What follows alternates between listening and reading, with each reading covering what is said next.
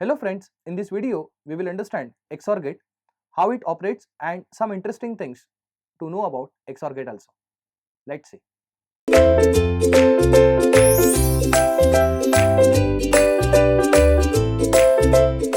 Let us start with 2-input XOR gate. 2-input XOR gate has symbolic representation like this.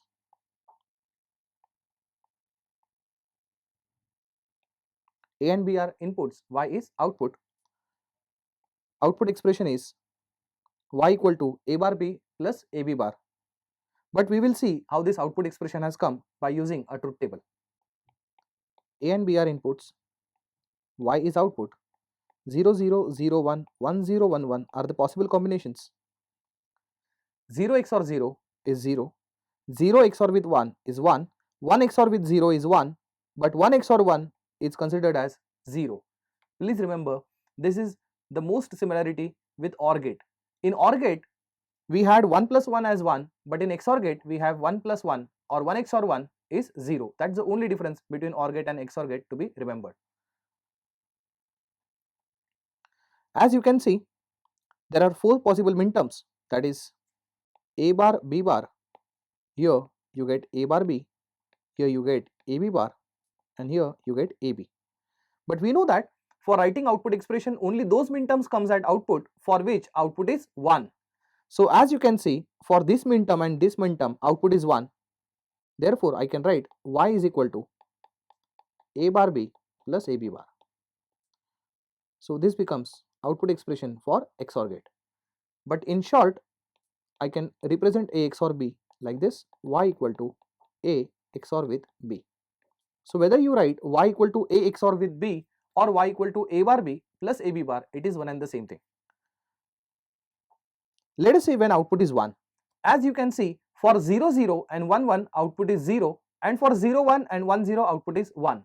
From this we should extract an important property of 2-input XOR gate is that for similar input output is 0 and for dissimilar input output is always 1. This is the property of 2-input XOR gate.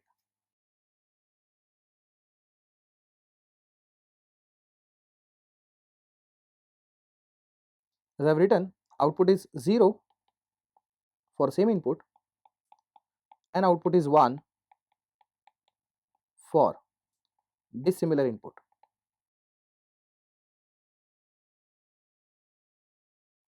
This is the property of 2-input XOR gate. We should also see what is 3-input XOR gate.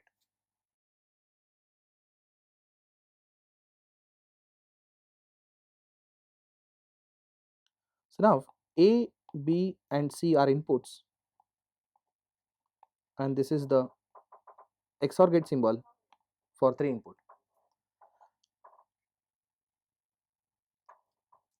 We will write a truth table for the same. Now ABC will have 8 possible combinations: 0 0 0, 0 0 1, 0 1 0, 0 1 1, 1 0 0, 1 0 1, 1 1 0, and the last is 1 1 1, for which we will be writing output Y. So for 0 0 0, XORing all zeros, you get 0. 0 0 1 gives you 1. 0 1 0, it is 1. It is like normal addition. 0 1 1, we know that 1 XOR 1 is 0. So you get 0 here.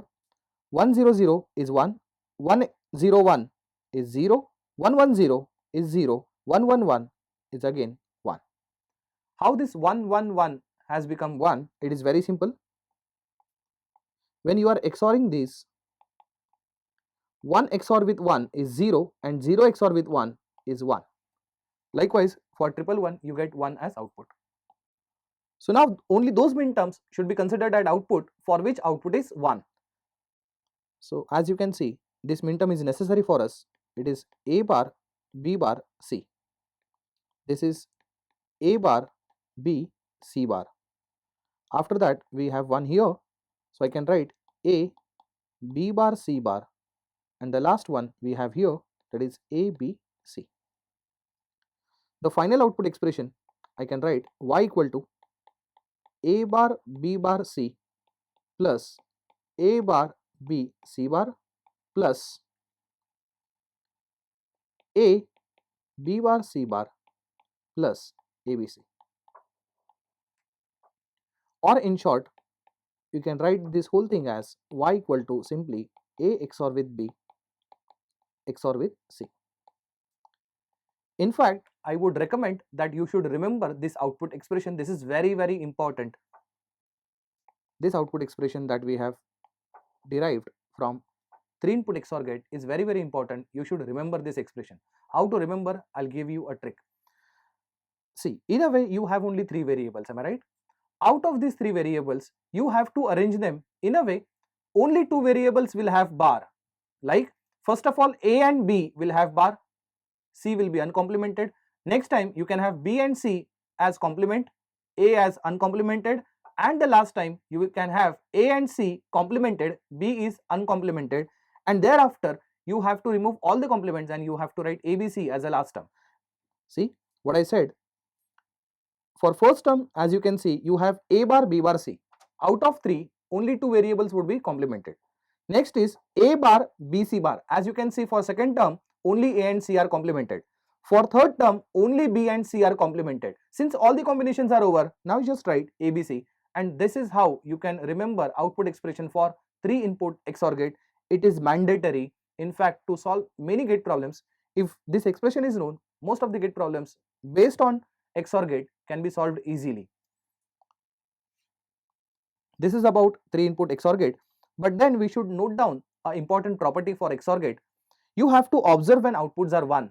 In 3 input XOR gate, output is 1 only when odd number of inputs are at logic 1. I repeat the property. For 3 input XOR gate, output is logic 1 only when odd number of inputs are at logic 1. You can verify this. You can see this combination 0 0 1, only one logic 1 is present here, that is odd number. So output is 1. Even for 0 1 0, you can see output is 1.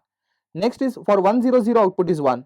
And last you can see for 1 output is 1. And again 1 means there are 3 logic 1s which is odd in number, output is 1. So let me write that property here.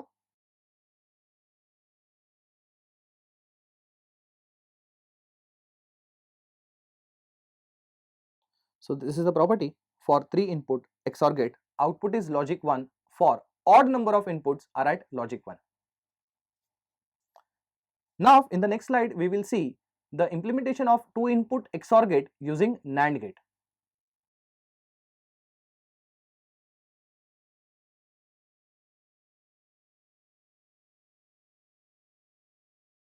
So the expression for 2 input XOR gate is A bar B plus AB bar.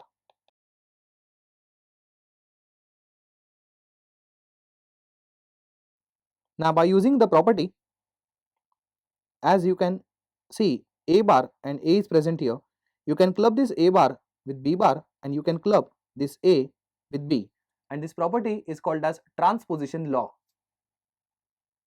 So by transposition law,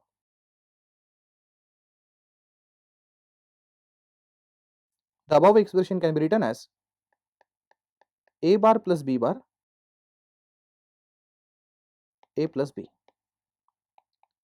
I can rewrite A bar plus B bar as AB whole bar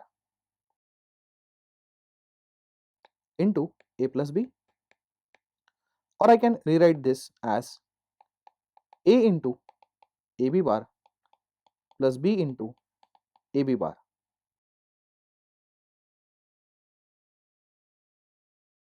If you have seen previous videos, actually if it is SOP expression, it is easy to implement it by using 2 level of NAND gates, am I right?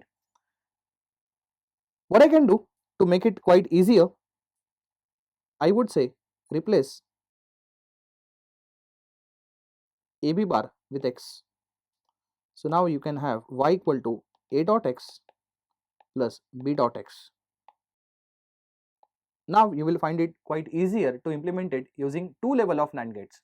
So we have got a very basic circuit or a standard circuit of 2 level of NAND gate which gives you SOP expression.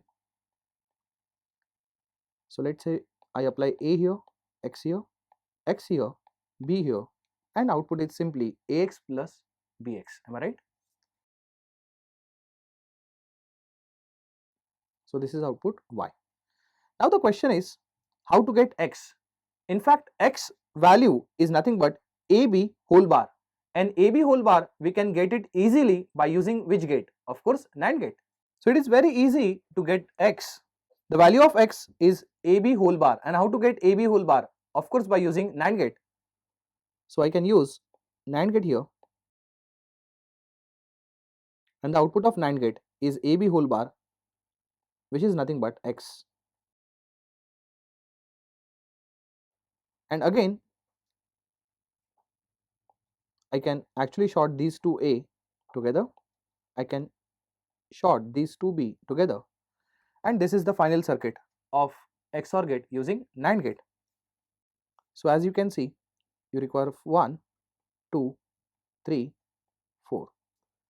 4 NAND gates are required to implement this XOR gate. So this is your XOR gate. Of course, it is 2 input XOR gate using NAND gate. Suppose by using this, if you want to get XNOR gate, then of course what you will be doing is you will have one more NOT gate after Y. Is that right? So you will require one more NOT gate there. So by using that, you can construct XNOR gate also. So we have seen how to implement 2 input XOR gate using NAND gates. So I'll redraw it over here. It is very simple. You have to remember this as a basic structure. So basically you require first, second, third and fourth gate. This is the implementation of 2 input XOR gate using NAND gate. What if you want to use NOR gate? It is very simple. You draw a similar structure, only replace all NAND gates by using NOR gate. See what I am doing? Instead of NAND, I am just drawing all NOR gates together, clubbing these two inputs, getting final output Y.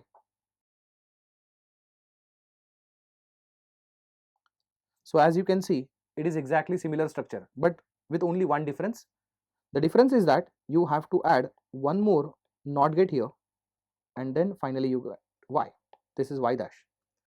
So you require first, second, third, fourth and fifth.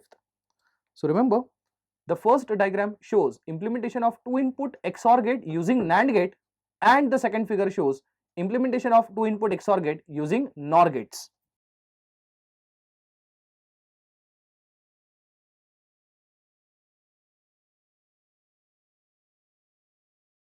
So I'm sure you have understood this XOR gate very thoroughly. Thank you.